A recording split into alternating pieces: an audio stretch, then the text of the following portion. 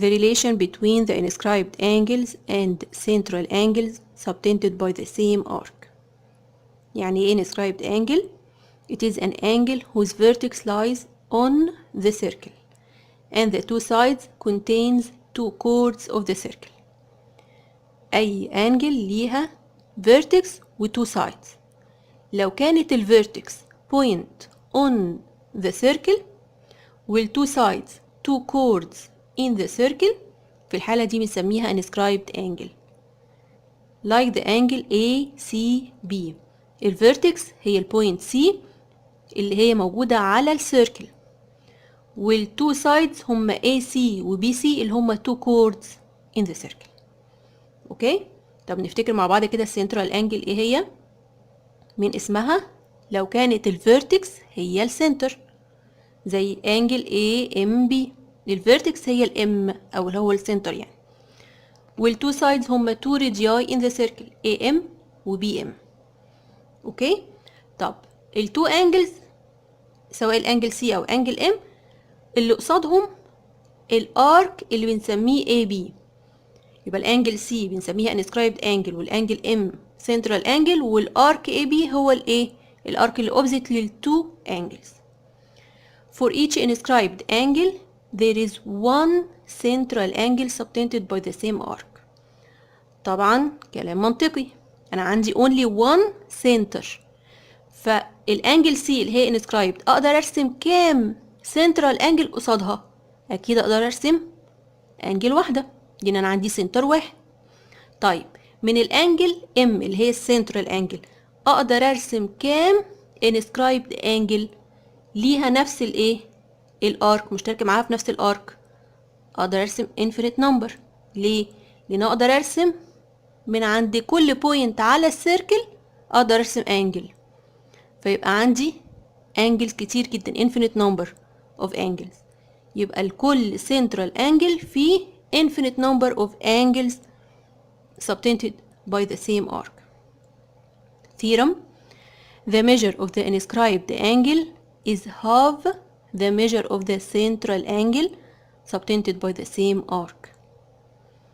دلوقتي ايه العلاقة بقى ما بين ال inscribed وال central angle؟ ايه العلاقة ما بين ال C وال M؟ measure of angle C half the measure of angle M. يبقى ال inscribed angle half ال measure of ال central angle اللي الاتنين مشتركين في نفس الارك، لازم يكونوا الاتنين ليهم نفس الايه الارك. ناخد example. مديني هنا measure of angle M او AMB يعني equals 80 وطالب مني measure of angle C. طبعا measure of angle C اللي هي inscribed angle هتبقى half ال measure of ال central angle يعني half ال 80 تطلع ب 40. طب لو كان طالب مني مثلا ال arc AB the measure of the arc AB، لو نفتكر كده كان measure of الارك هو نفس ال measure of ال central angle.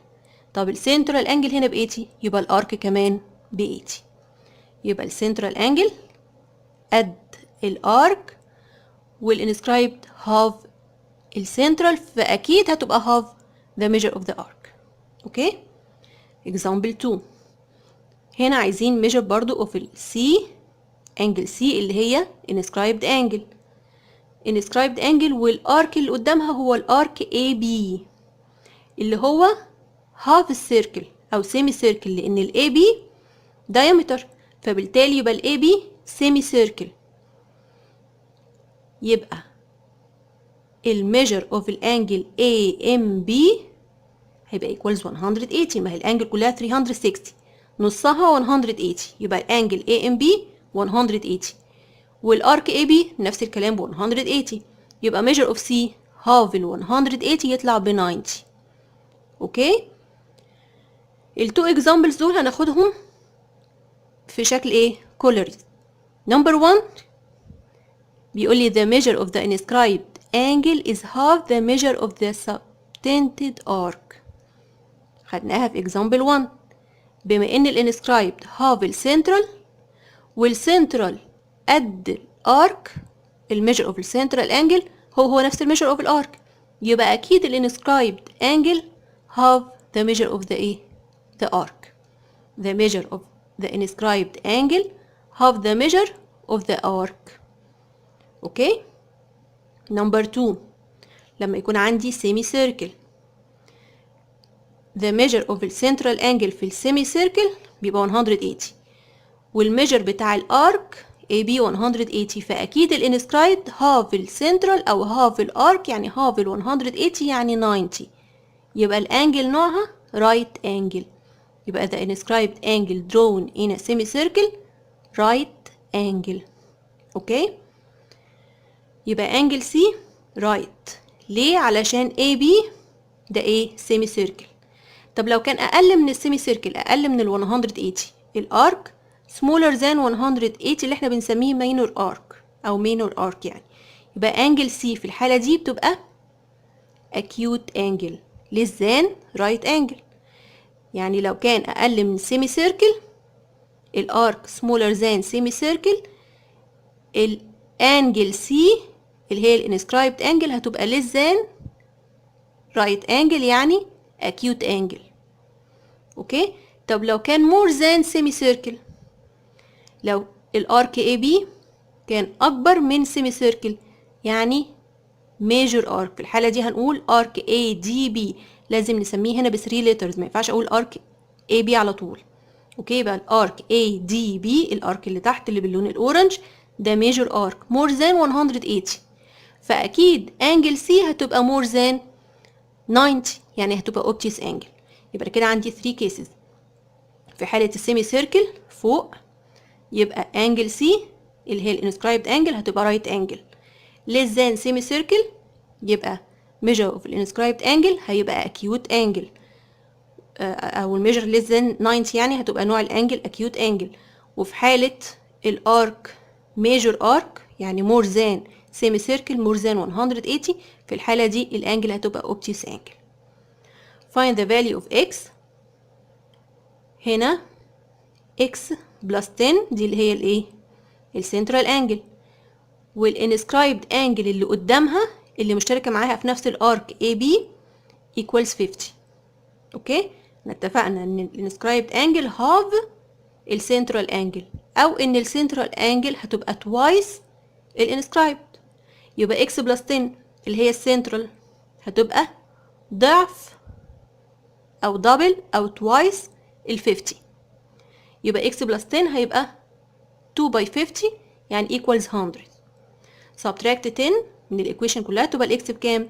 ب 100 minus 10 يعني equals 90.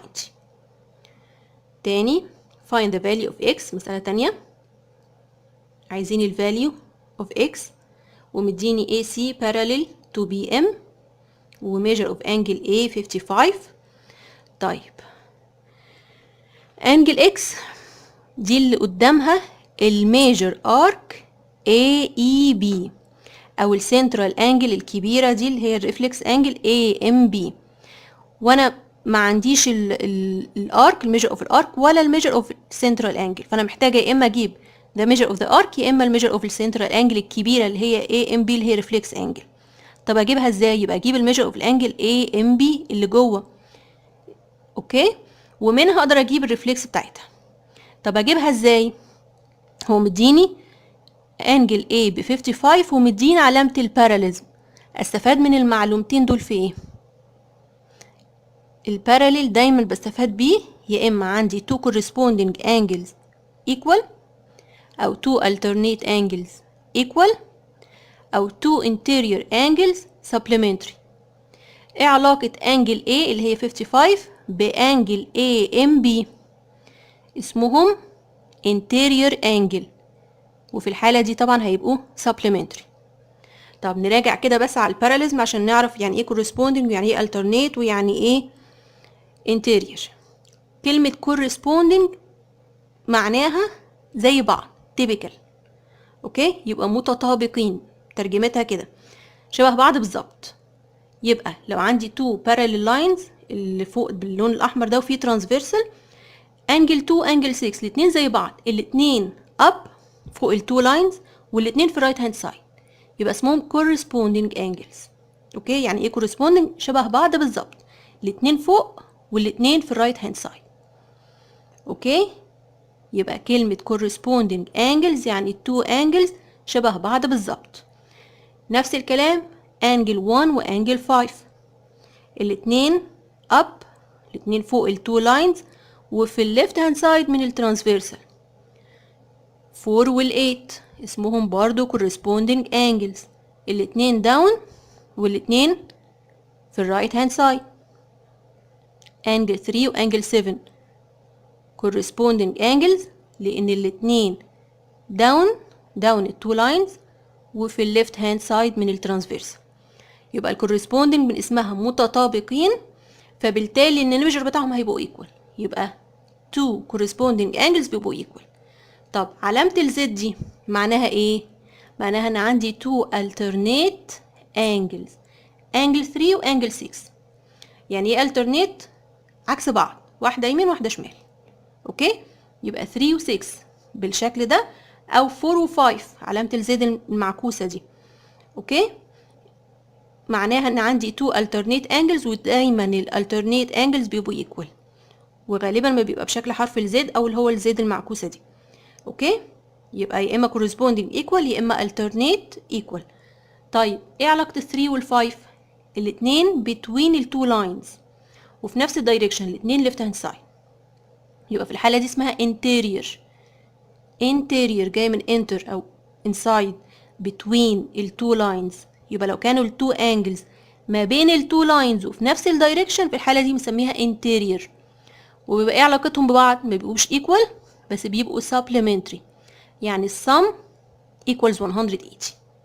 نفس الكلام 4 و 6 الاتنين between ال two lines وفي الرايت هاند سايد في نفس الدايركشن. يبقى ال 4 وال 6 انجل 4 وانجل 6 الاتنين مع بعض بنسميهم ايه؟ interior angles، والسم فيهم بيبقى 180، بيبقوا supplementary. نفس الكلام في ال two angles اللي عندي بقى في الرسمة، اللي هي انجل A وانجل M، ال 55 واللي عليها question mark. الاتنين دول ما بين ال two parallel lines والاتنين في نفس الدايركشن من الترانسفيرسال اللي هو ال AM. يبقى الاتنين دول اسمهم interior angles. يعني ايه interior؟